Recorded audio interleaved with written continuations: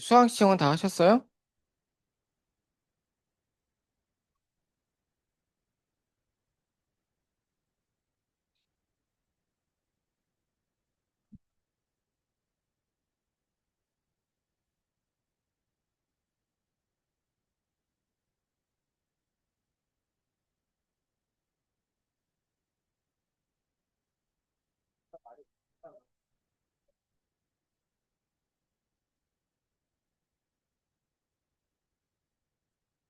저희 운영체제 수업 맞죠? 네. 음, 저희가 요 강의실이 원래 140명이 들어올 수 있어요. 최대 140명이 들어올 수 있고, 지금 보면 좀 꽉꽉 차 있죠? 예. 뭐 더 오실 분들도 있으실 수도 있고, 나가실 분들도 있을 수는 있을 것 같은데, 여기서 컴과이신 분, 뭐 글섭이든 뭐 심컴이든 다, 대부분이시구나. 그 다음에 뭐 다른 과 전자과 수강생 다 하셨어요? 요 대단하신데. 일단 좀 있다. 기타 인문학과나 뭐 다른 사과대나 이렇게 다른 분 계세요? 어, 혹시 무슨 과세요? 사회학과 뒤에 분은? 물리학과. 그 다음 다른 분은 안 계세요? 두 분이세요? 네. 네? 기계과요. 음, 그리고 그러면 혹시 2학년? 대부분이 2학년이시구나. 지금 여기가 인컴 전공이에요? 뭐 어떤 거예요? 제가 약간 헷갈려서 인컴 전공? 네, 뭐 제가 요 운영체제 과목은 제가 여기 온지 이제 한 4년 좀 지났거든요. 저도 회사를 좀 오래 다니다가 회사를 한 정확히 만 16년 3일 다니고 2021년 2월 28일 날 이제 퇴사를 하고, 자, 퇴사를 했는데도 3월 1일 날 회의를 가는, 참 우리나라 대기업에 퇴사했는데 사장님 회의 들어가서 사장님 너 가, 온갖 악담을 듣고 네 안녕 하고 왔죠. 그리고 이제 와서 이제 3월 2일부터 개강하면서 이제 하기 시작했는데, 제가 운영 체제를 와서 처음부터 운영 체제를 해서 지금까지 하고는 있습니다. 뭐 저 말고도 훨씬 더 잘 가르치시는 교수님들도 계시고, 음 근데 이제 제가 이제 학년이랑 이런 걸 좀 물어본 거는, 운영 체제가 보통 2학년 2학기와 3학년 1학기에 좀 많이 들으시죠? 여러분께서 네, 많이 들으시고, 그래서 그걸 좀 확인하려고 한 거였고, 보통 수강 증원 신청을 많이 하시는 편이에요. 근데 이제 저희가 140명 이상은 받을 수가 없어요. 기본적으로. 네, 기본적으로 140명 이상은 받을 수가 없고, 그래서 수강 증원 신청에서는 어쩔 수 없이 제가 우선순위를 좀 두긴 합니다. 첫 번째는 이제 당연히 이제 컴퓨터공학부에서 개설된 과목이다 보니까 여기에 좀 우선순위를 두고요. 그리고 원래는 그다음 전자과나 전자과 분들한테 좀 우선권을 줬다가 지금은 전자과 이외의 분들한테 조금 더 우선권을 드립니다. 왜냐하면 그뭐 제가 전자과를 미워해, 전기과를 미워해가 아니라 전자과에는 전자과에도 운영체제 속 개설돼 있지 않나요? 보통 웬만한 우리나라 전자공학과에는 컴퓨터 구조나 뭐 디지털 논리회로 디지털 시스템 설계, 운영체제, 알고리즘, 자료구조 다 개설되어 있는 걸로 제가 알고 있거든요.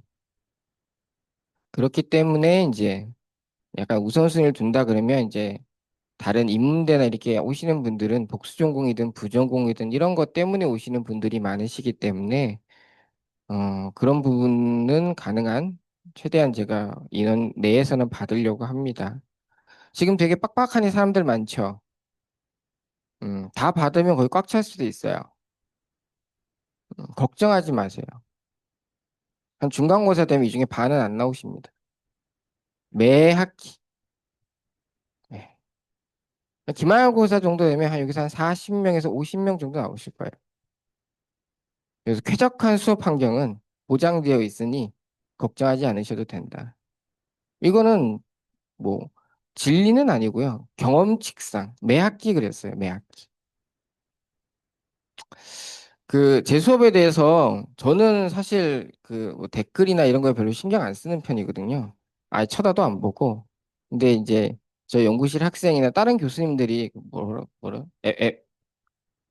에브리타임 맞나요? 근데 가셔서 보시고 저한테 얘기를 해주시더라고요.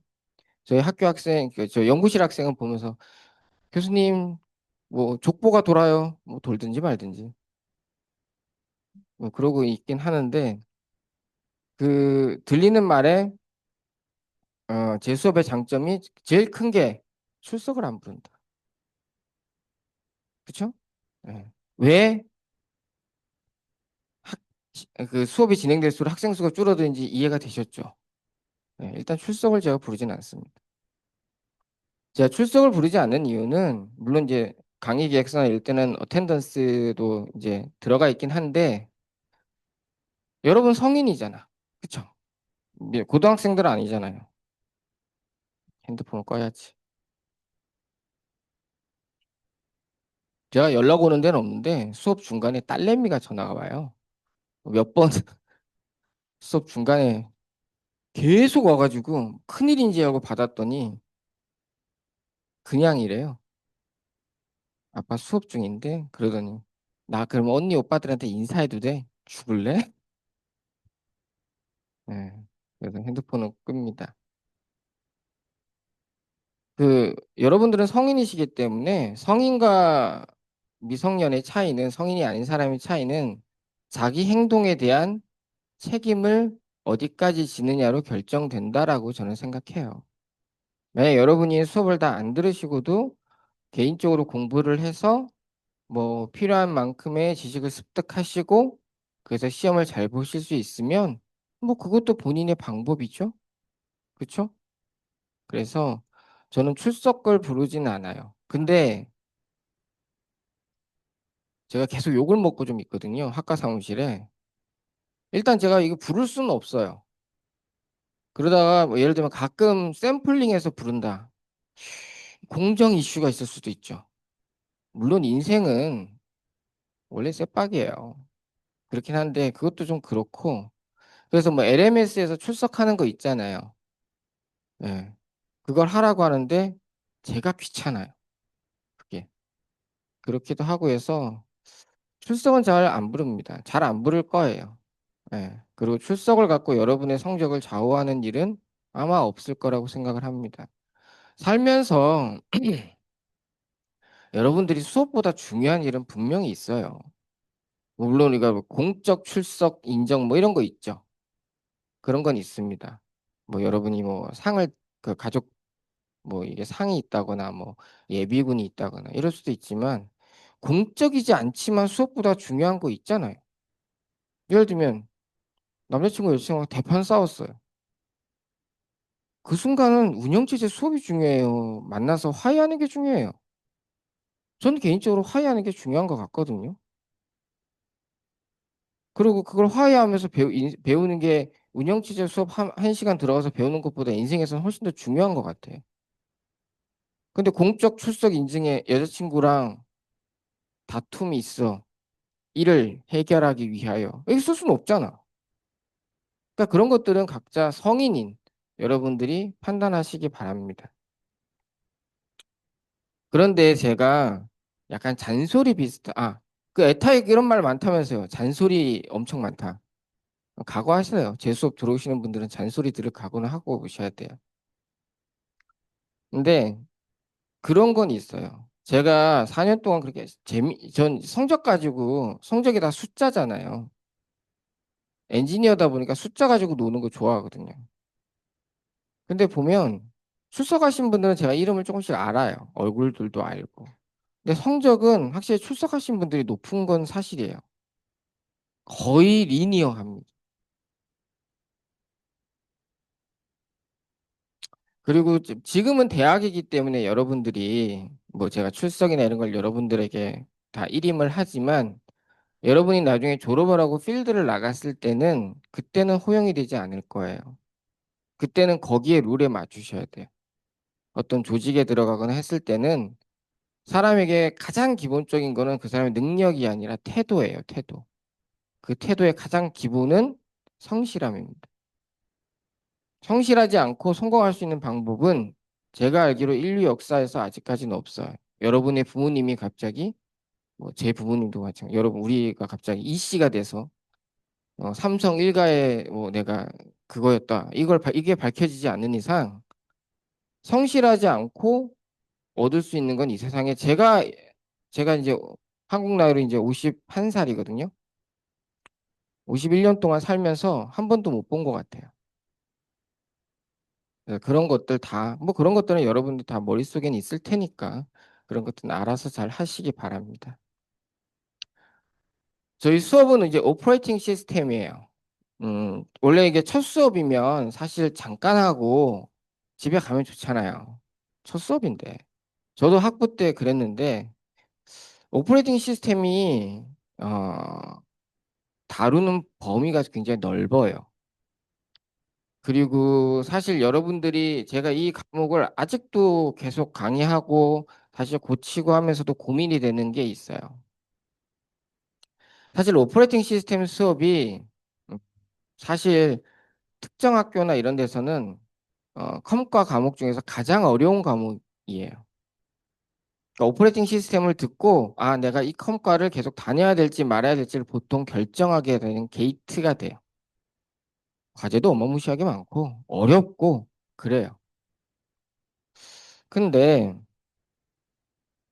저는 이제 회사에 이제 오래 있다 보니까 이제 회사에서 이제 신입사원들 뭐 또 새로운 사람들 뽑고 이제 팀원으로 가르치고 이렇게 하다 보니까 물론 물론 이 오퍼레이팅 시스템의 개념을 다 이해하고 거기에 대해서 응용적인 여러 가지 소프트웨어 기술들도 해서 그걸 경험해보고 다 좋죠. 근데 진짜 원하는 건 딱 하나였어요. 기본 개념은 좀 정확했으면 좋겠다. 제가 회사에서 사람들을 만나면서 저도 이제 밑에 팀원들을 계속 받으면서 느낀 건, 아, 기본 개념만 명확해도 참 좋을 텐데. 왜냐하면 지금 여러분은 예를 들면 제가 오퍼레이팅 시스템 저희가 시험을 두 번 봅니다. 시험을 보면 저희는 클로즈드 북이에요. 막 내가 배운 거에서 기억해서 시험 문제 풀고 막 하잖아요. 근데 여러분이 사실 필드에 나가서 엔지니어로 생활을 할 때는 모르는 거 있으면 검색해 보면 되고 GPT한테 물어보면 되잖아요. 세세한 것들은 어떤 식이 궁금해. 뭐 어떤 내용이 궁금해. 물어보면 되잖아요. 근데 중요한 거는 이 오퍼레이팅 시스템에 대한 큰 그림이 없으면 무엇을 어떻게 물어서 어떤 결과가 나왔을 때 이게 의미 있고 가치 있는지를 판단할 수가 없어요. 그래서 저는 이 오퍼레이팅 시스템 수업을 좀 쉽게 가려고 합니다. 왜냐하면 제가 시험을 해보면 저희 컴퓨터과가 학생 수가 많아요. 여러분은 잘 못 느끼시겠지만 단일과로는 저희 나라에서 컴퓨터과로는 저희 나라에서 두 번째로 클 겁니다, 아마. 카이스트랑 삐까빠까 할 거예요. 서울대 부대는 한 50% 정도 더 많아요. 서울대가 70 몇 명 정도거든요. 컴퓨터공학과가. 그러다 보니까 이게 성적을 보면 이게 이런 식의 가우시안이 아니라 약간 이렇게 되고 가운데가 좀 없고 이렇게 밑에가 좀 있는 이런 식의 낙타 모양을 좀 많이 가져요. 그러니까 요 위에 있는 분들은 물론 조금 더 많은 과제나 이런 걸 줘서 앞으로 이렇게 하는 것도 중요하지만 기본적으로 이쪽 분들을 그래도 기본 개념은 정확하게 이해하고 나가서 면접이나 이런 데서 뭔가를 물었을 때 대답은 해줄 수 있도록 하는 게 맞지 않을까라고 저는 생각을 합니다. 그래서 좀 열심히 하시는 분들한테는 조금 쉬울 수도 있고요. 그리고 진도를 사실 오퍼레이팅 시스템 이거 제가 1시간 만에 끝내라고 해도 끝낼 수 있어요. 1분 만에라도 설명하시면 할 수 있습니다. 근데도 항상 시간이 부족하거든요. 그래서 가능한 개념을 여러분한테 이해시키는 방향으로 강의는 진행이 될 겁니다. 그러니까 만약에 뭐 인문대에서 오셨건 사과대에서 오셨건 물리학과를 하셨건 이 오퍼레이팅 시스템 수업을 듣는 데는 큰 문제가 없을 거예요. 그래서 지금 저도 고민을 하는 게 이 교과목을 좀 바꾸면 이 운영 체제를 그 개념 위주의 운영 체제랑 정말 운영 체제의 코드를 바꿔가면서 이렇게 확인하는 어떤 그런 고급 운영 체제 이렇게 과목으로 좀 분리를 할까 생각을 해요.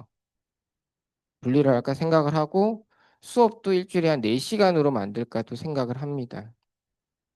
아마 여러분의 후배들은 그렇게 하지 않을까 싶어요. 자, 저희 교재는 저기 보이는 저 혜성처럼 있는 저 거예요. 오퍼레이팅 시스템 시리즈 PCS라고 하는 책입니다.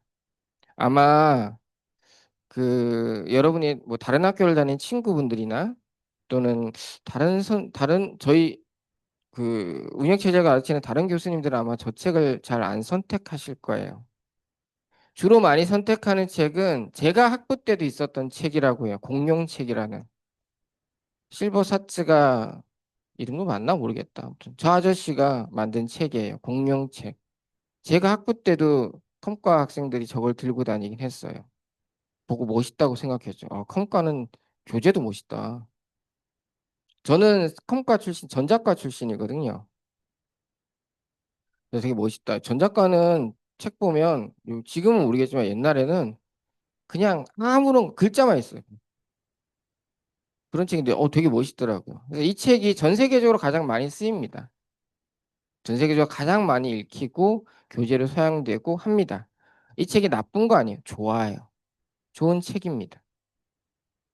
근데 제가 저 책을 선택한 이유는 이 두 책이 물론 다루는 타픽이나 이런 거에서 큰 차이는 없어요. 근데 전체적으로 운영 체제를 서술하는 방식에 있어서 좀 차이가 납니다. 저 오퍼레이팅 시스템 3G PCS는 저 램지라고 하시는 두 부부가 쓰신 거예요. 저도 저분을 한 2번 정도 학회에서 뵈긴 했는데 제가 저 책을 읽으면서 저 교재로 뭐가 좋을까 막 보다가 저는 이제 운영 체제란 과목을 마흔이 좀 넘어서 처음 배웠어요. 저는 회사를 쭉 다니고 있다가 이제 회사에서 야, 넌 좀 너무 부족하니까 나가서 공부 좀 하고 와 해서 이제 학위를 받을 때 이제 그때 컴퓨터 공학을 하게 됐거든요.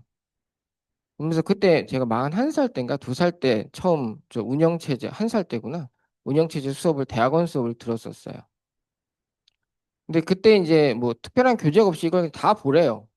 다 보라고 해서 제가 보면서 느낀 건데 저 책과 다른 책의 차이는 뭐냐면 저는 이제 저 책을 딱 읽으면서 느낀 게 아, 저 책을 지은 저자는 그때는 몰랐지만 이 운영 체제를 개발해 봤던 사람이겠구나라는 생각을 했어요. 왜냐하면 저 책이 보면 3 is pieces라고 되어 있잖아요. 그쵸? 저게 무슨 의미냐면 저 책은 그 PDF 프리로 다 풀려 있어요. 검색하시면 저 저자가 저 책을 그냥 공짜로 다 온라인에 올려놨습니다. 이거 보시면 돼요. 그리고 저 책이 그 뭐냐 번역본도 있어요. 번역본도 있으니까 번역본을 보셔도 돼요. 근데 저는 개인적으로는 원서를 좀 꼼꼼히 읽어보시는 걸 좀 추천을 드리긴 합니다. 저 3G 피시스라고 하는 게 저 부제가 달려있는 이유는 뭐냐면 저 책이 갖고 있는 장점은 운영 체제를 탑다운으로 봐요. 그러니까 다른 교재들은 운영 체제라고 하는 게 여러분 제가 여러 번 한번 중간중간에도 얘기를 하겠지만 어떤 것 이게 운영 체제라고 하는 거는 이 운영 체제라는 게 제일 처음부터 어떤 학문 분야로 있고 원래부터 존재했었던 거고 이걸 연구자들이 막 연구해 가면서 찾아간 게 아니에요. 운영 체제는 학문 분야라고 할 수는 없어요. 우리가 쭉 운영 체제를 보면 알겠지만 운영 체제라고 하는 건 그냥 필요해서 하나씩 하나씩 만들어 간 거예요. 이게 필요해. 그래서 만들어서 붙이고. 이게 필요해. 근데 필요하긴 한데 이걸 어떻게 하지? 아직 기술이 없어. 그러다가 무슨 하드웨어 기술들이 발전됐어. 야, 이제 이거 되겠는데? 하나 또 붙이고. 야, 이건 빼자, 이제. 교체하고. 이렇게 해서 만들어진 게 여러분이 사용하고 있는 현대 오퍼레이팅 시스템이에요. 그러다 보니까 이게 다른 책들은 이 운영 체제를 초기부터 쭉 개발하고 경험하셨던 분들이 쓰시다 보니까 그런 발전의 흐름과 조금 많이 맞닿아 있어요. 다루는 내용들은 동일하지만. 근데 저 책은 뭐냐면 3G PCS는 운영 체제가 어떤 식으로 발전했고 이건 다 알겠어. 하지만 지금 상용화되고 있는 모든 오퍼레이팅 시스템을 봤을 때 오퍼레이팅 시스템은 크게 세 가지의 기능을 사용자에게 제공해. 그래서 그 기능을 첫 번째로 버추얼라이제이션, 가상화로 잡았어요. 그래서 이 가상화가 가장 큰 부분입니다. 그래서 CPU 버추얼라이제이션과 메모리 버추얼라이제이션이 그러니까 CPU 가상화와 메모리 가상화가 이 책의 반 정도를 차지합니다. 그리고 나서 제공하는 게 뭐냐? 컨커런시를 제공해. 컨커런시는 우리나라 말로 하면 동시성이라고 번역을 하더라고요. 그러니까 이게 컨커런시는 뭐냐면 간단하게 여러분이 동시에 지금 여러 개의 애플리케이션을 여러분의 노트북이든 패드에서 돌리잖아요. 아무 문제 없이. 하나 리소스를 공유해 가면서 내부적으로는. 그걸 어떻게 지원해 주느냐라는 문제예요. 그 다음 세 번째가 퍼시스턴스예요. 퍼시스턴스의 핵심은 파일 시스템이에요. 내가 데이터를 어떻게 저장하고 이 데이터가 어디에 어떤 식으로 있는지 내가 쉽게 찾고 다시 복구하고 그리고 복구할 땐 에러 없이 어떻게 그 데이터를 읽고 다시 수정하고 할 것이냐. 이걸 운영체에서 지원해 주는 걸 얘기해. 물론 다양한 기능들이 더 있을 수 있어요. 지금은 인터넷이 아니지.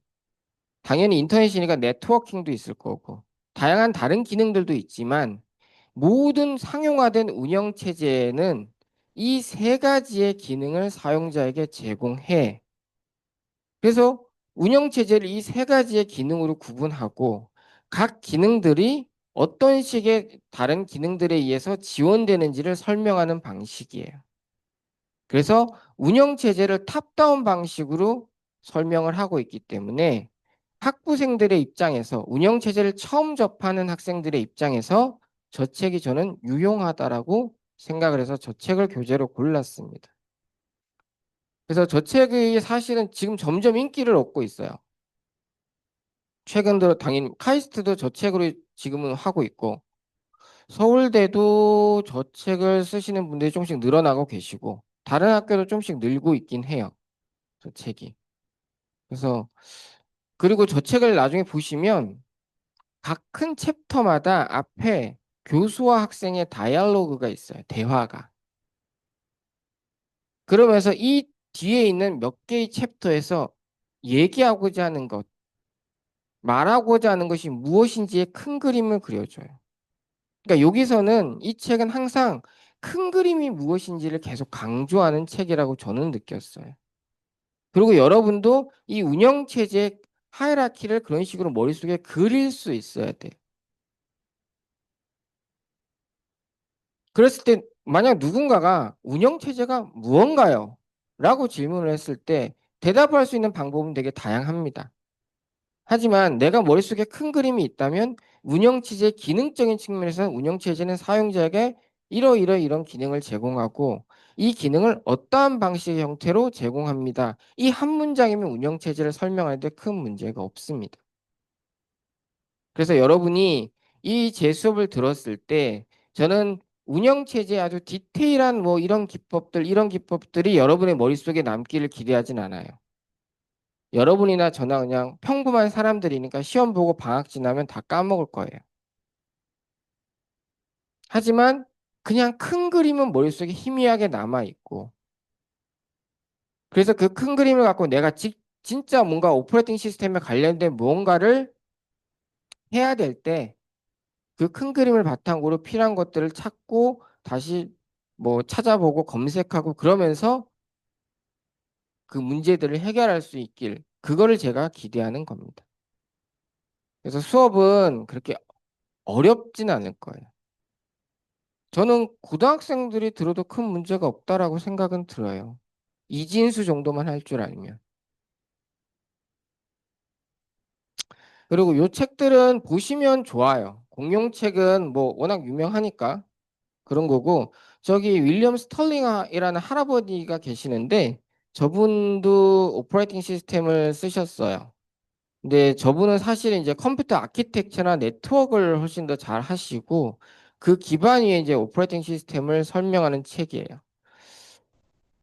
그 다음이 이제 사람들이 선호하기도 호가 좀 분명한 책이긴 한데 이제 탄네바움이라고 하시는 분이 쓰신 책인데 오퍼레이팅 시스템에서 사실은 저 탄네바움 저분은 운영 체제의 발전에 있어서는 굉장히 큰 역할을 하신 분이 맞습니다.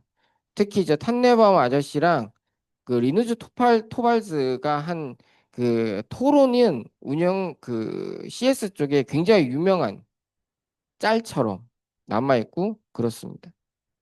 그래서 미믹스라고 하는 지금 현대 오퍼레이팅 시스템의 프로토타입에 가까운 굉장히 중요한 기능들을 구현한 그 운영 체제를 실제 개발하기도 했었고 해서 그리고 특히 이제 실시간 시스템, 리얼타임 시스템에서는 세계적으로 권위를 인정받는 이제 학자긴 합니다.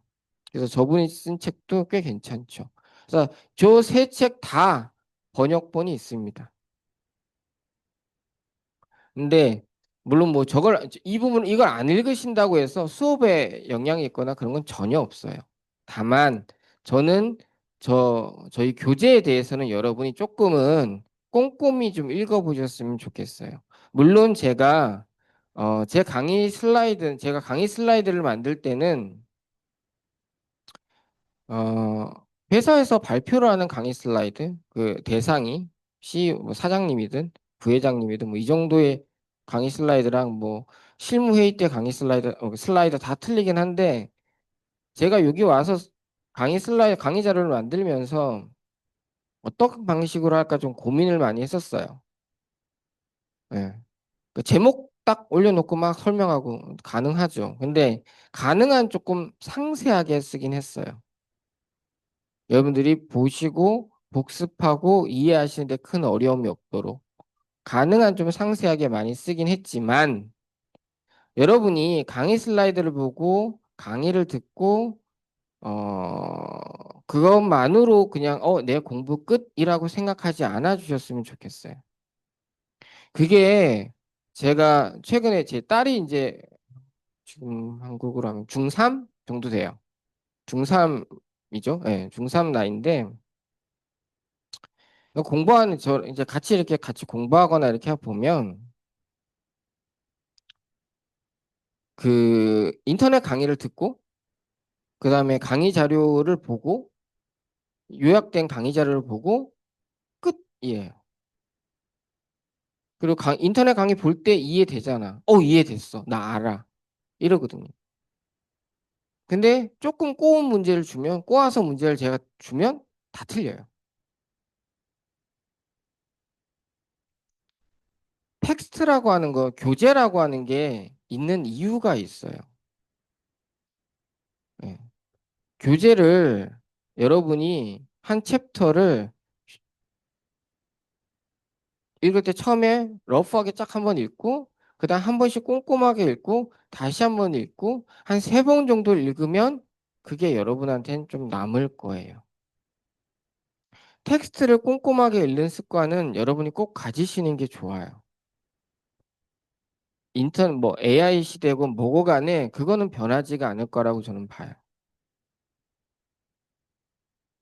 그래서 제발 텍스트를 꼼꼼하게 좀 읽어주세요. 꼼꼼하게. 그거는 제 수업뿐만 아니라 다른 수업도 마찬가지고요. 여러분이 이후에 어떠한 공부를 하건 여러분이 세상을 살면 대학원 안 가면 공부 안 할 것 같죠? 공부해요. 해야만 살아남아요. 저도 컴퓨터 공학이 제가 항상 수업 때 학생분들한테 이실직 구하는데 저는 컴퓨터 공학이 제일 싫었어요. 간단하게 프로그래밍이 싫었어요. 정확히 좀 더 구체적으로 말하면 C가 싫어요. 더 구체적으로 말하면 포인터가 너무 싫어요. 정말입니다. 저는 포인터의 존재를 제가 받아들이는데 41살 그때 받아들였어요. 언제? 컴퓨터 구조 수업을 듣고 나서. 아, 포인터는 필요는 했겠네. 제가 대학을 입학할 때는 C가 한국에서 C를 안 가르쳤을 때요, 아직. 저는 그래서 1학년 때 포트란 배웠어요. 이과니까. 이과는 포트란이라는 걸 배웠어요. 문과는 보통 GW 베이직 배우고 상경 계열은 코볼 배우고 아니면 베이직 배우고 코볼 배우고 그랬었어요. 근데 군대를 갔다 왔더니 C라는 거 하는 게 생긴 거예요. 그래서 그걸 들어야 됐어요. 왜냐면 1학년 때 포트란 수업을 쬐거든요. 저는 어설프게 CD 안 맞아요. 그냥 깔끔하게 F. 1학년이 올 F거든요. 학사 경고 2번 깔끔하죠. 성적표 보면 1학년 94년도 1학년 1학기 CD 이런 거 없어요. 그냥 아무것도 없어. 2학기 아무것도 없어. 깔끔해요. 그러니까 재수강 해야죠. 군대 갔다 와서. 그래서 재수강하고 봤더니 C래. 그렇구나.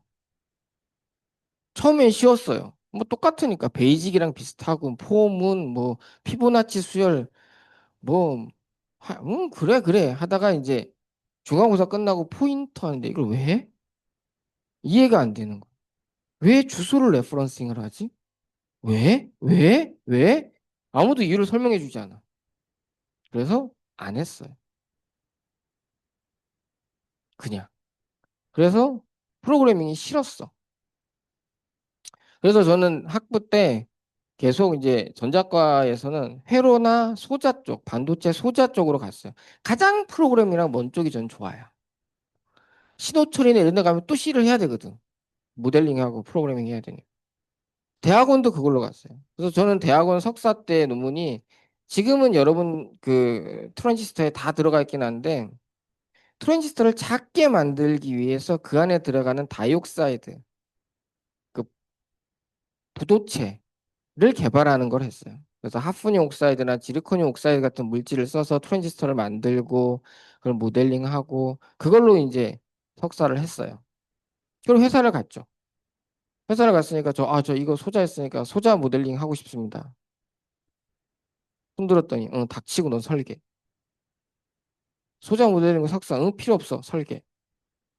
그때 알았죠. 회사는 내가 하고 싶은 일을 하는 데가 아니라 회사가 필요로 하는 일을 시키는 곳인 거. 그런 사람이 필요한 거죠. 너 전자과잖아. 네. 회로 알지? 뭐 배우긴. 설계해. 그래서 설계를 했습니다. 여러분, 메모리 설계. 그러다가 메모리 설계하다가 갑자기 설계하다 보니까 당연히 다시 설계했던 책들도 다시 보고 공부하죠. 그러다 좀 지났더니 야, 너 제품 분석 좀 해.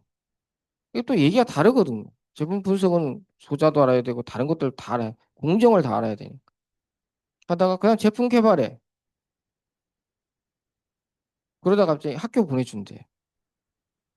저희한테는 되게 큰 행운이거든요. 그러니까 저는 그랬죠. 사장님 앞에서 저는 뭐 이런 거 공부하고 싶고 그래서 제가 지원하는 회사 그 연구실들은 다 뭐 저전력 VLSI 설계 막 이런 걸 쫙 깔았어요. 사장님, 응, 닥치고 너 컴퓨터공학과 가야죠. 회사를 나갔는데 출근은 안 해도 되는 월급은 다 나오고 학교만 가면 되는데 얼마나 좋아요. 그래서 갔죠. 그러니까 계속 배워야 돼요. 내가 원튼 원치 않든. 그건 어쩔 수 없어.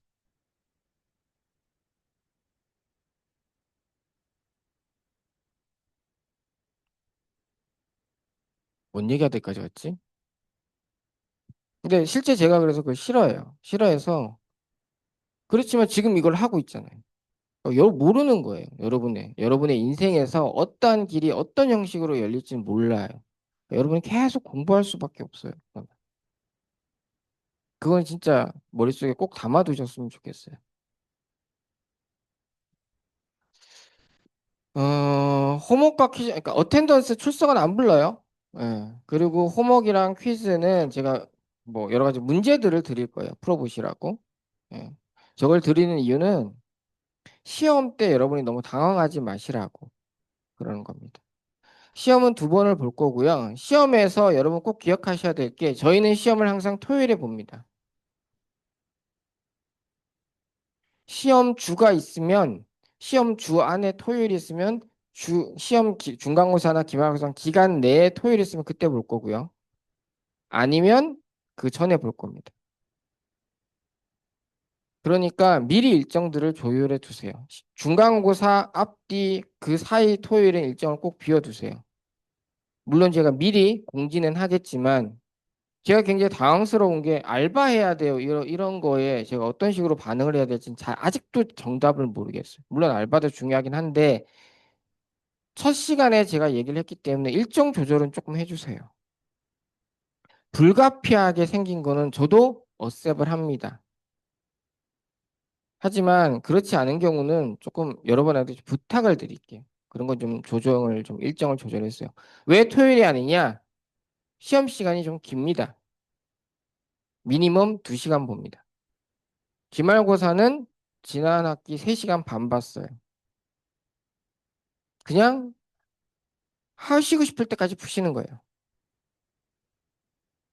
근데 한 2시간에서 맥시멈 3시간이면 돼요, 사실은. 예.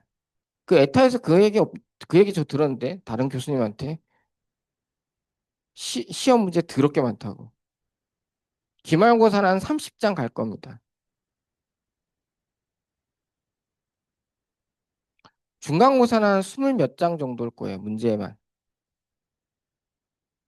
근데 시험 문제가 많다는 부분에 대해서 여러분이 물론 불평불만하실 수도 있지만 그거는 저를 위해서 시험 문제를 많이 낸 게 아니에요. 여러분들을 위해서 시험 문제를 많이 낸 거지. 저는 그냥 한 문제 주고 풀라고 하면 제일 좋아요. 여러분 이거 100명 넘는 분 채점하는데 얼마 걸리는 줄 아세요?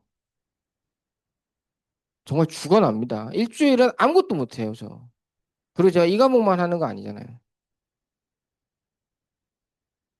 저도 문제 딱 하나 주고 75분 딱 시험 보고 문제 하나에 풀고 나가세요.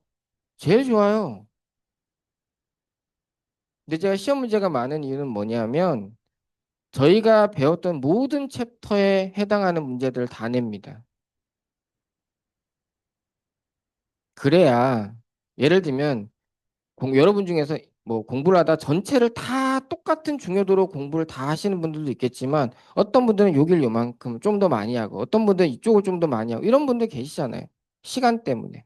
여러분들도 이 과목 하나만 듣는 거 아니잖아. 근데 내가 시험 문제를 그래도 막 공부했는데 여기서 요 정도 중에서 요까지는 제대로 잘 봤어. 아, 여긴 좀 대충 봤어. 근데 제가 시험 문제를 여기 하나 딱 내고 끝 하면 그 사람은 어떻게 해야 돼? 그래서 가능한 시험 문제를 모든 챕터의 내용을 커버할 수 있게 촘촘하게 냅니다. 그래서 시험 문제 좀 많을 겁니다. 그리고 두 번째, 저는 시험 문제 뭐 여러분 뭐 족보 돈다고 하잖아요. 족보 돌죠. 예, 조금씩 조금씩 제가 바꾸긴 하는데 잘 안 바꿔요. 바꿀 수도 없어. 왜냐?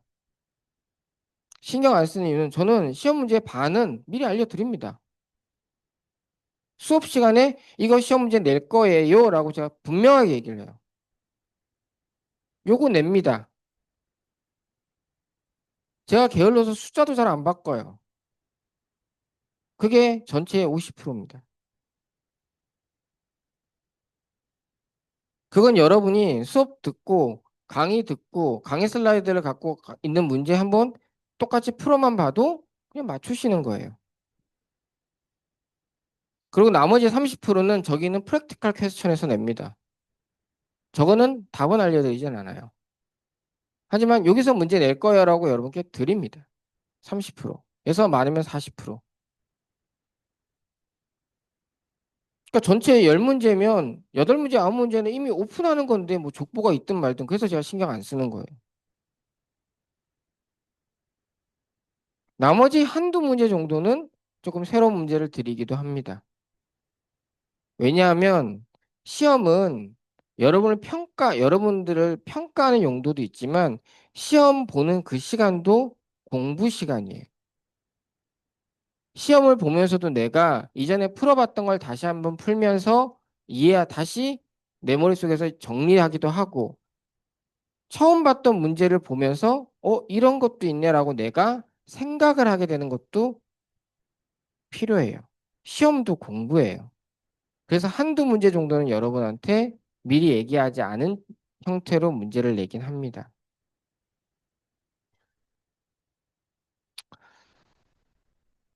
그래서 지금 이번에는 시간이 되면 제가 문제를 한번 싹 다 뜯어고칠까 생각도 해요. 어떤 방식으로 하고 싶냐? 저희가 이렇게 쭉 배우면 이게 단계들이 있잖아요. 히스토리들이 있으니까. 그러면 처음에 이니셜 아주 깡통 OS부터 여러분들이 문제들을 하나 풀면서 기법들을 한 시간씩 새로 들어가고 바꾸고 들어가고 바꾸고 하면서 맨 마지막 문제가 그래서 중간고사 때는 어디까지는 구현된 운영체제 형태로 가는 문제를 만들어 볼까 생각도 합니다. 뭐 물론 기존의 50%는 똑같이 내고요. 다 객관식으로. 채점하기 편.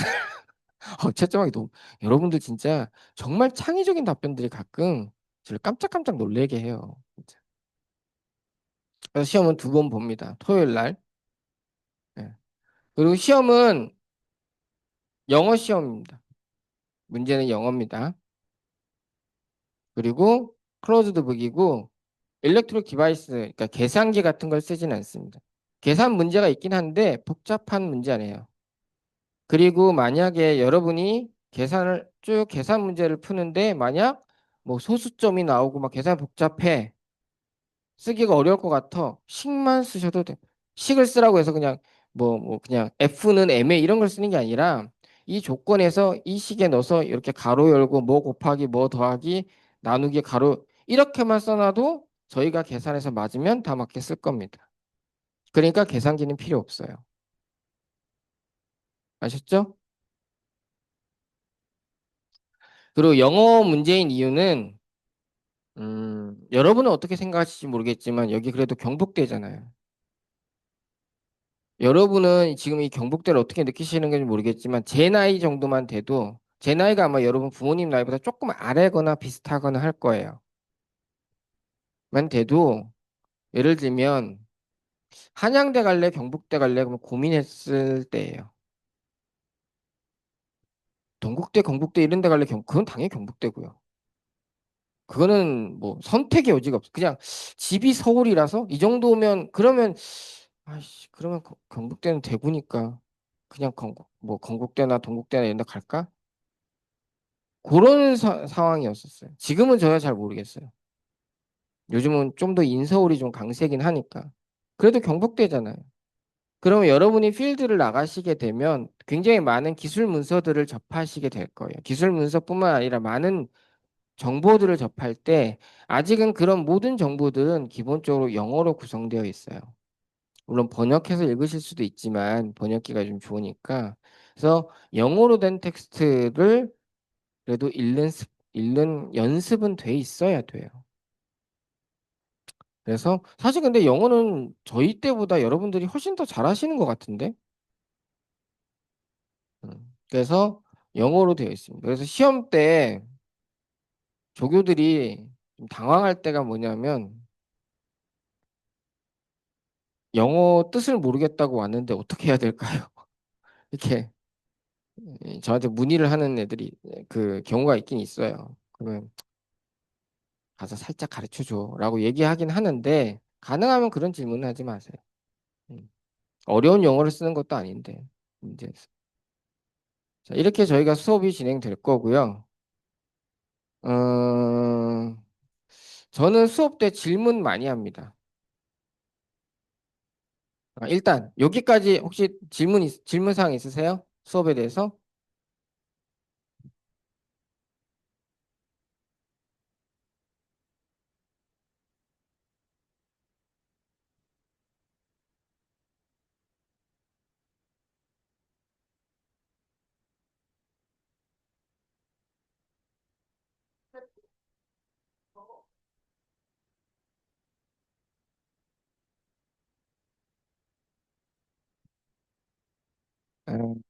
아마 이게 연결될 것 같은데 저는 수업 시간에 제가 좀 이렇게 돌아다니면서 질문을 많이 합니다.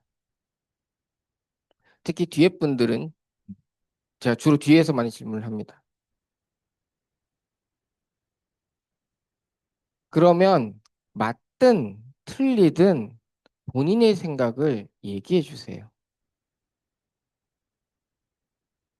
틀려도 괜찮아요. 그리고 저는 대답하시는 분들한텐 그게 맞든 틀리든 내 생각을 얘기하시는 분에겐 인센티브 드립니다. 물론 인센티브를 제가 찾아가서 드리진 않아요. 자본주의 사회잖아요. 여기는 나 인센티브 주세요라고 수업 끝나고 오시면 됩니다. 대답했으니까 저 인센티브 주세요. 대답 안 했는데 오진 마세요. 저도 그 정도는 다 기억해요.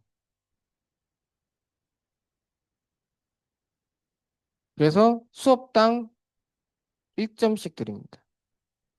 그럼 저희가 수업 다 하면 15점 되잖아요. 그럼 제가 그걸 곱하기 2를 합니다. 그럼 30점이죠. 100% 그레이드 바뀝니다. 해보면 A, B, B, C 사이가 거의 대부분 1, 2점 차에서 결정이 돼요. 1, 2점 차이에서. 그러니까 그걸 잘 활용하셨으면 좋겠어요. 근데 제가 매번 수업 때 이런 말, 어제 제가 이번에 디지털 설계 및 실습인가? 이 수업을 처음 하면서도 이제 그 얘기를 했었고, 아마 다음 컴퓨터 구조 시간에도 똑같은 얘기를, 여기서 컴퓨터 구조 들으시는 분 저한테, 어떻게 똑같은 잔소리를 또 들어야 돼. 그러려니 하세요.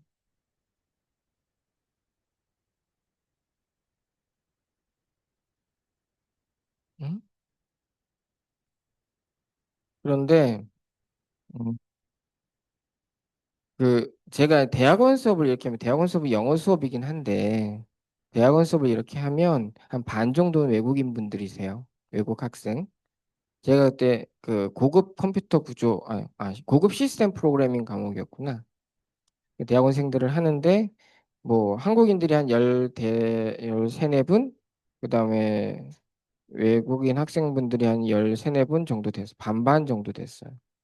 뭐, 싱가포르분, 남아공, 미국, 뭐, 다양했어요. 독일, 프랑스, 막 이렇게.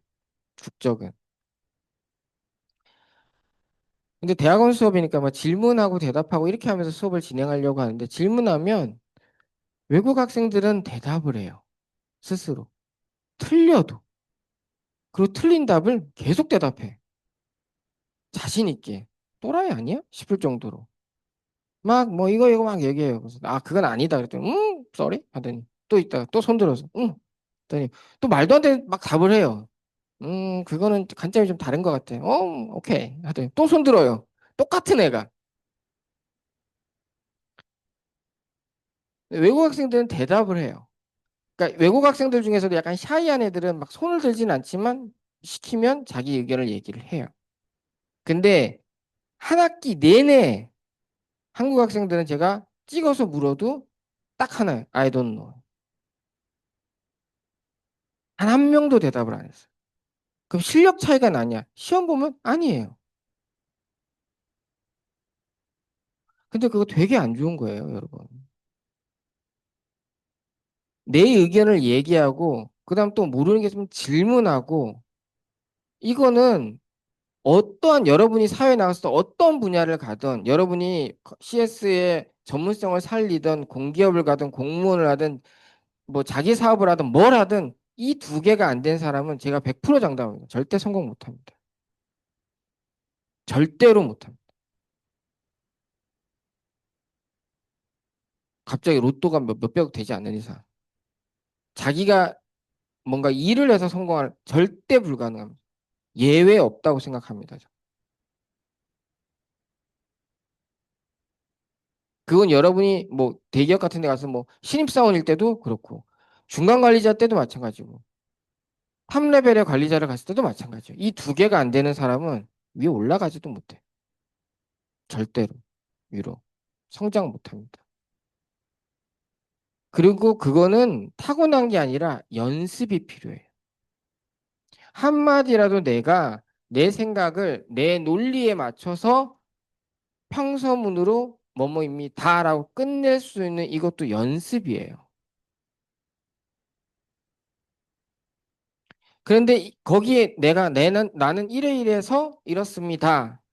라는 얘기를 못하면 누군가가 이 사람이랑 토론이든 이 사람에게 조언이든 아무것도 할 수가 없어요. 가장 가장 제가 싫어한다기보다는 답답하고 안타까운 팀원불이에요. 고쳐줄 수도 없어요. 왜? 이 사람의 논리를 모르니까. 뭘 잘못 생각해서 어떻게 방향 설정을 잘못해서 이렇게 되는지를 본인이 설명을 못하면 뭐가 잘못됐는지를 알려줄 수도 없어요. 또 뭐가 잘 됐는지도 알려줄 수 없어. 칭찬해줄 수도 없어.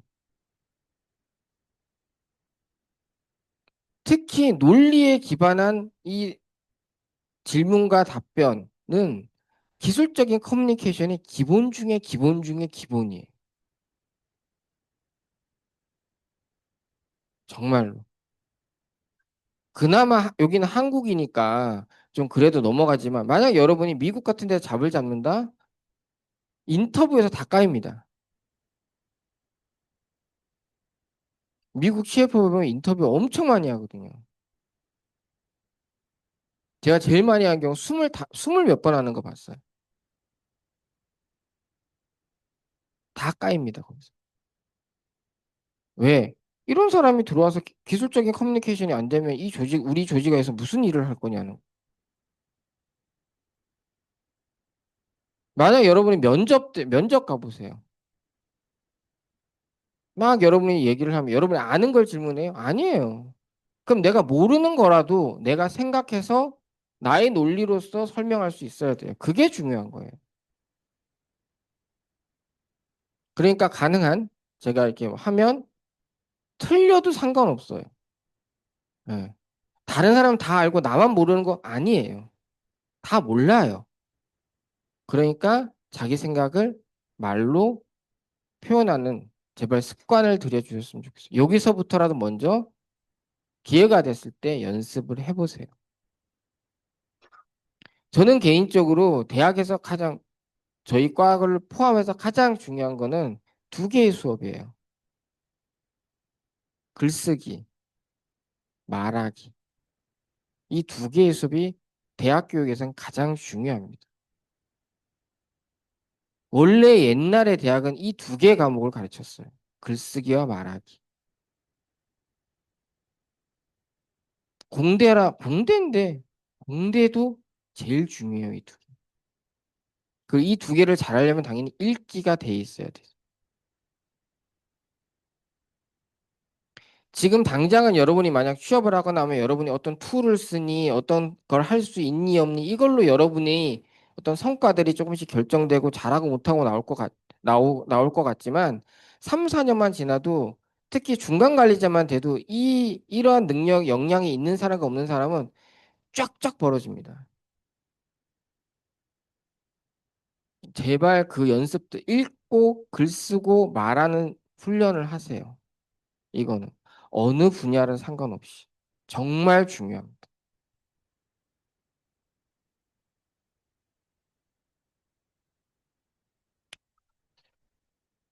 어, 우리가 잠깐만 1시 반이거든요. 오케이. 제가 하는 모든 수업에서 저는 요거를 질문을 해요. 여러분 이제 대부분 엔지니어링을 배우잖아요. 우리가 컴퓨터 공학이잖아요. 그쵸? 컴퓨터 과학도 있긴 있어요. 여러분이 생각할 때 엔지니어는 어떤 사람이라고 생각하세요? 엔지니어는. 네.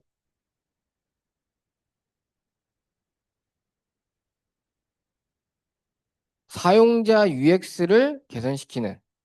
음. 그러면 예를 들면 사용자 UX니까 이게 굉장히 광범위할 수 있겠네요. 그것도 맞겠네. 뭐 기계공학에서도 당연히 해당될 수 있는 거고, 그거는. 뭐 내가 화학공학이라도 이 제품을 사용하는 사용자를 위한 거니까. 그것도 좋은 설명이에요. 또, 네. 문제를 해결하는 사람. 그것도 굉장히 좋은 접근 방식이죠. 네. 기술로 문제를 해결하는 사람. 가끔 보면 이렇게 하면 되게 얍삽해 보이기도 하죠. 하지만 되게 좋은 거예요. 여러분은 항상 내 동료나 내 주위 사람들이 한 거에 그다음 또 더하고 또 더하고 이러면서 사실은 해답에 가는 경우 되게 많아요. 이 사람이 이걸 얘기했다고 난 그거에 해당하는 그 무엇도 얘기하지 못한다. 절대 아닙니다. 되게 좋은 포인트예요. 또, 네, 비전문가가 할 수 없는 일을 대신해. 그것도 좋은 말이죠. 좋은 접근 방식이에요. 왜냐하면 점점 가면 갈수록 전문화돼 있고, 어, 그렇기 때문에 당연히 그 예를 들면 제 여동생과 제 여동생 남편은 제가 본 세상에서 본 가장 무시무시한 기계치들이거든요. 이 사람들한테는 이 부부에게는 제가 가끔 그 무선 네트워크를 깔아주고 컴퓨터를 고쳐주면 그걸 시처럼 봐요. 어느 정도냐면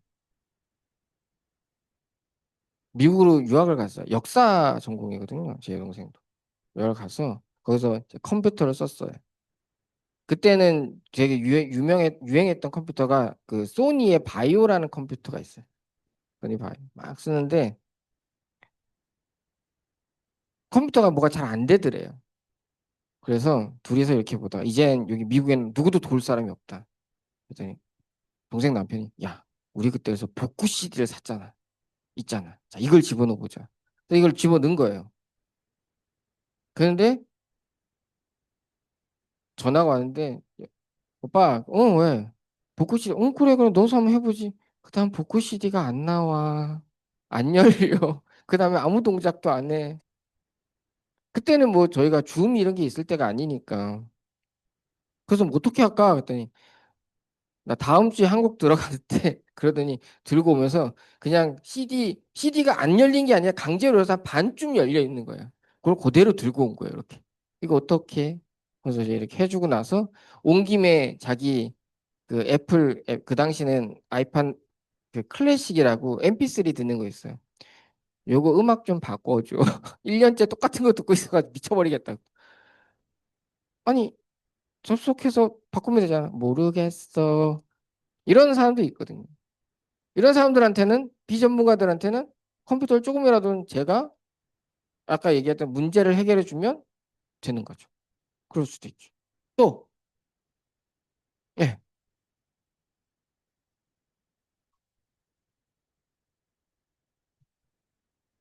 인간의 삶을 편리하고 하는 거고 공학적인 기술을 갖고 그것도 좋은 접근 방식이죠.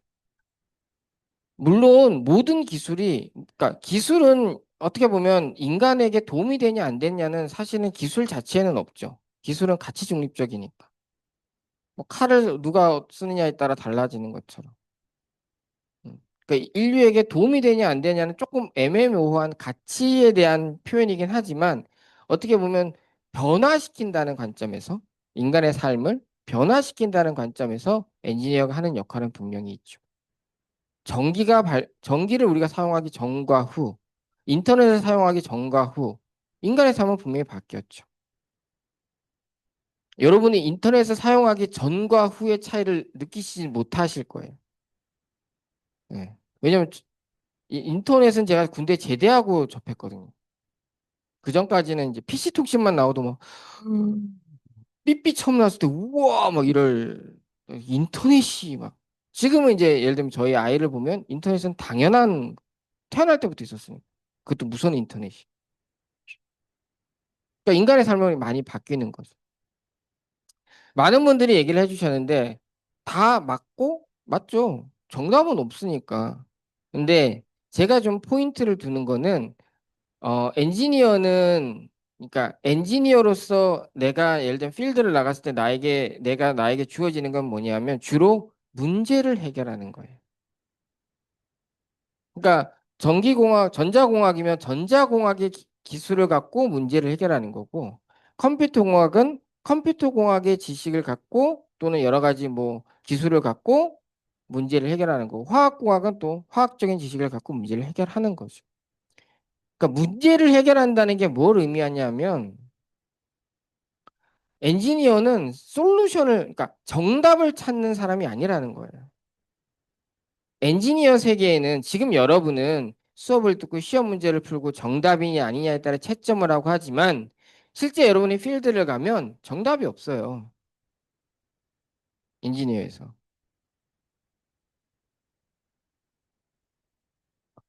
예를 들면 지금 여러분이 사용하고 있는 맥, 아이패드 뭐 이런 거 있잖아요. 성능 좋죠.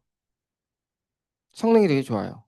근데 쟤를 자, 뭐 아프리카의 어디에서 내가 패드를 보급해야 돼요. 팔아야 돼요.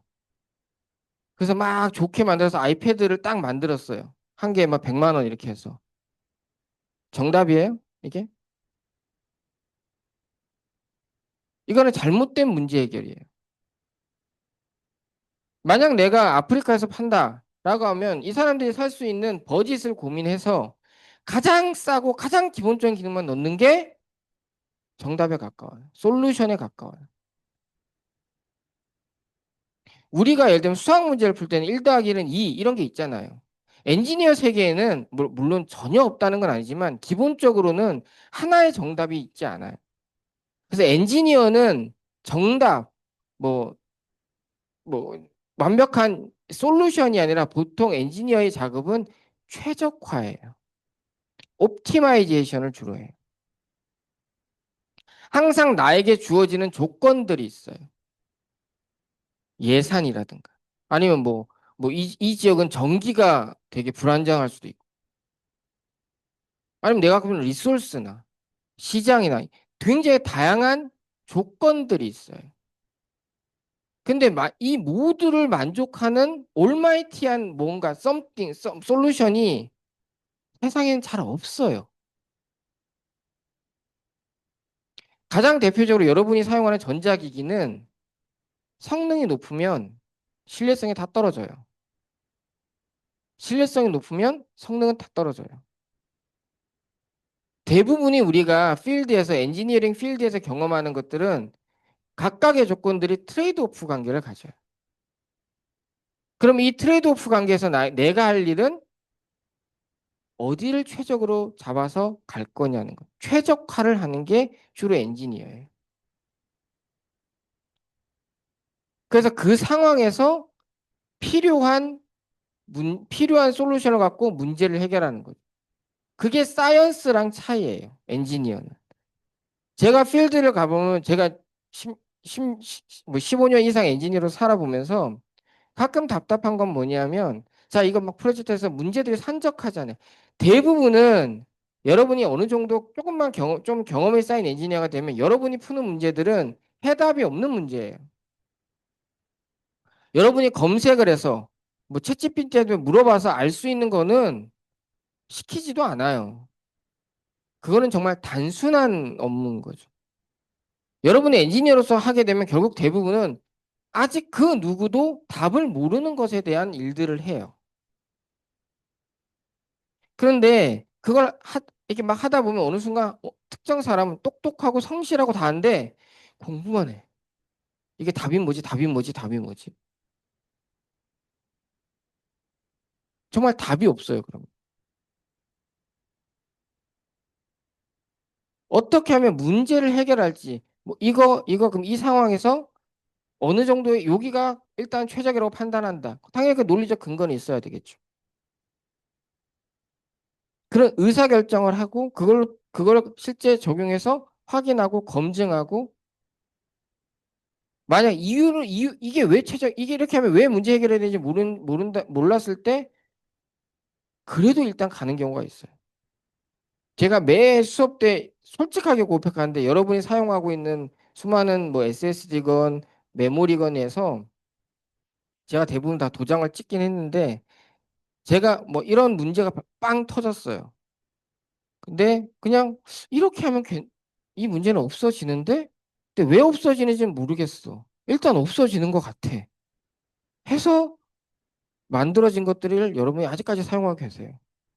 제가 궁금해서 회사 애들한테 매년 묻거든요. 야, 이 문제는 루코즈를 밝혔니? 아직도 모르겠어요. 10년이 지났는데. 그래도 해결이 됐어. 그리고 다수의 사용자, 여러분 팔기 전에 수백 개, 수천 개, 수만 개의 칩을 평가하죠. 통계적으로는 오케이야. 그럼 일단 가는 거예요. 그런 문제 해결을 의사결정을 해야 될 때도 있어요. 그러니까 엔지니어는 굉장히 문제 해결을 하는 사람인데 이 문제 해결을 정답만을 찾아가는 게 아니라 최적화의 관점에서 문제를 해결해야 돼요. 그렇기 때문에 유연해야 돼요. 또한 이렇기 때문에 어떻게 보면 훨씬 더 많은 지식을 습득해야 돼. 다양한 기술에 대해서. 그래야지만 내가 통찰이 생겨요. 야, 뭔지 모르겠지만 이걸 것 같아. 라는 경우도 필요하거든요. 왜? 이 세상 누구도 모르는 문제에 대해서 뭔가를 할 때는 그것도 필요해요. 근데 그러려면 많은 걸 알고 많은 경험을 했을 때 그게 생기거든요. 그러니까 그 여러분이 결국엔 물론 여러분 모두가 다 엔지니어가 되진 않으시겠지만 엔지니어 쪽에 관련된 형태로 내가 잡을 잡겠다라고 한다면 이 엔지니어라고 하는 이 업의 특성을 이해해야 돼요. 여러분이 제가 일을 잘하는 사람과 못하는 사람을 딱 구분해 보면 예를 들면 그게 공기업이든 뭐 일반 기업이든 기술 기업이든 법률 해석은 금융 해석은 다 똑같아요. 뭐에서 차이 나냐면 내가 하는 일의 업의 특성이 어떤지를 파악하는 사람과 파악하지 못하는 사람의 차이가 처음에 딱 벌어져요. 업마다 그 업의 특성이 있어요. 제조업이 굴러가야 되는 방식이 있고요. 예를 들면 IT 스타트업이 굴러가야 되는 방식이 있고 금융권이 굴러가는 방식이 있어요.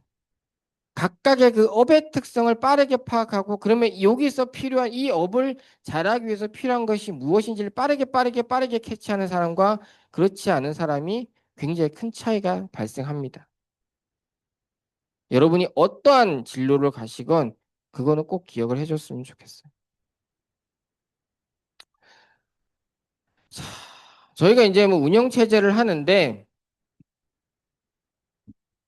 운영 체제는 이제 우리가 이제 컴퓨터 공학과니까 우리가 하는 거는 컴퓨팅 시스템과 관련된 포함된 또는 그것에 필요한 무언가를 하는 거죠.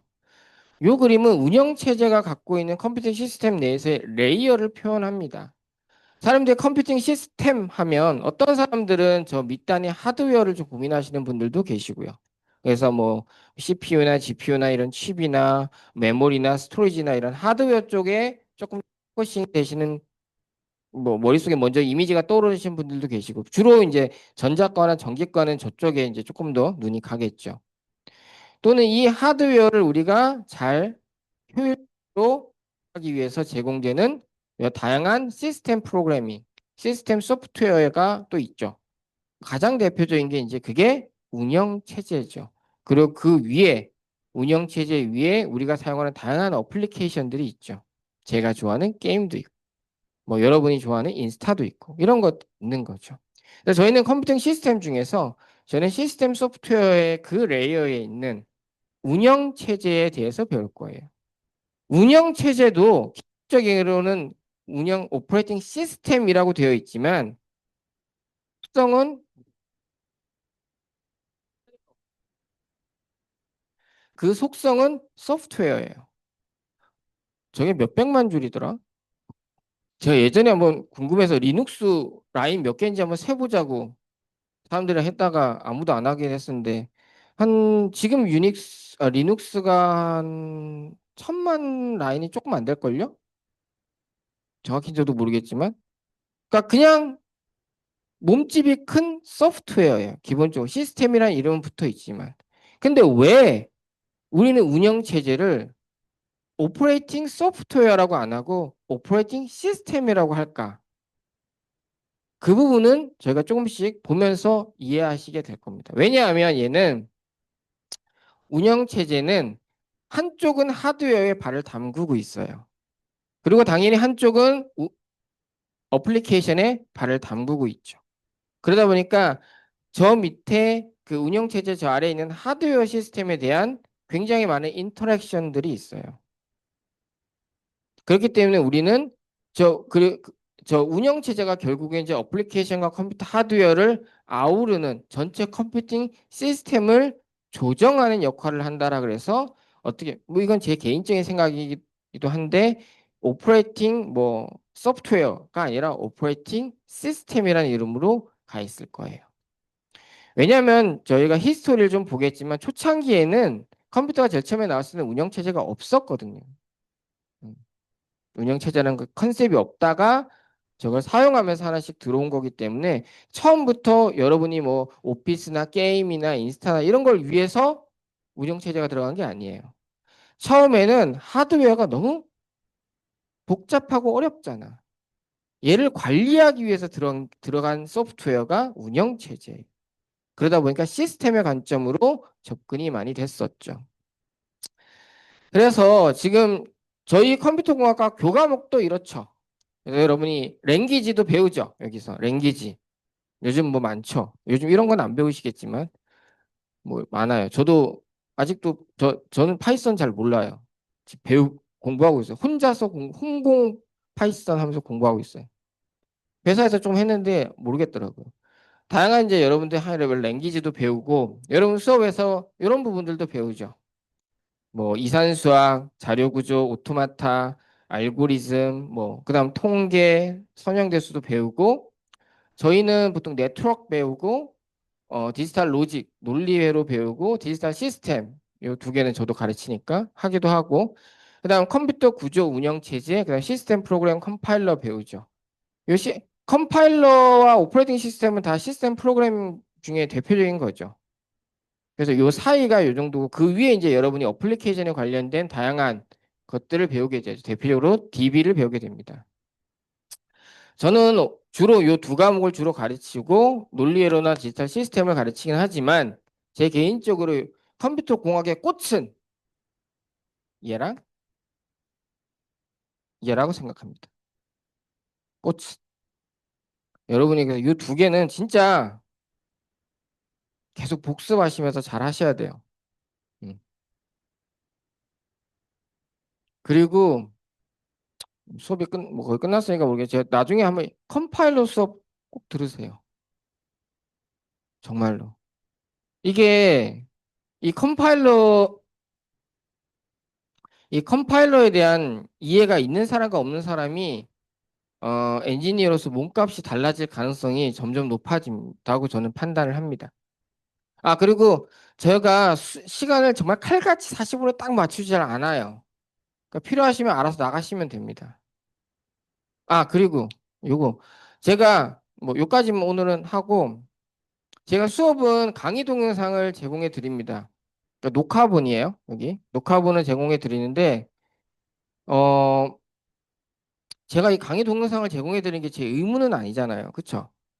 그래서 막 뭐 이게 뭐 안 올라왔어요. 막 하면서 항의 이메일을 보내시는데 그 여러분들도 그렇고 제 가족도 마찬가지인데 교수가 수업 안 하면 다 노는 줄 아시는데 저희도 일이 꽤 많거든요. 그러니까 바로바로 제가 강의 동영상을 업로드는 잘 못합니다. 근데 가능한 그 해당 주에는 올리려고 노력을 할 테니까 이렇게 하시고 그래서 강의 동영상을 제가 올리기 때문에 올리는 이유는 뭐냐? 여러분 나오지 말라 이런 건 아니고 수업 때 이렇게 필기하신다고 막 이렇게 하지 마시라는 거예요. 여기 다 녹화돼 있으니까. 예, 여러분 복습하시느라 내 도움이 되라고 이거 제가 제공해 드리는 겁니다. 그리고 막 필기한다고 하지 말고 수업 때는 저를 보고 흐름을 항상 쫓아가고 이해하시는 방향으로 수업을 참여하시면 되겠습니다. 잔소리도 많았고 한데 이제 첫 수업이고 이제 한 학기 이제 운영체제 저랑 수업을 들으실 건데 어떤 매 학기 시작 때마다 하는 거지만 열심히 한번 해보죠. 그리고 그 수강 증원에 대해서는 말씀드렸듯이 그 저한테 메일을 보내시고 어, 그 시스템에 일단 신청을 하세요. 수강 변경 기간이 언제예요? 네? 오늘부터 5일이면 5일이면 무슨 요일이지? 금요일? 맞나요? 네. 그거밖에 안 돼요. 그렇게 짧게 주나? 그래요? 학교가 냉혹해졌네. 네, 알겠습니다. 그러면 저희 목요일은 3시죠? 수업이? 맞나요? 네, 목요일 날 3시에 뵙겠습니다. 수고하셨습니다.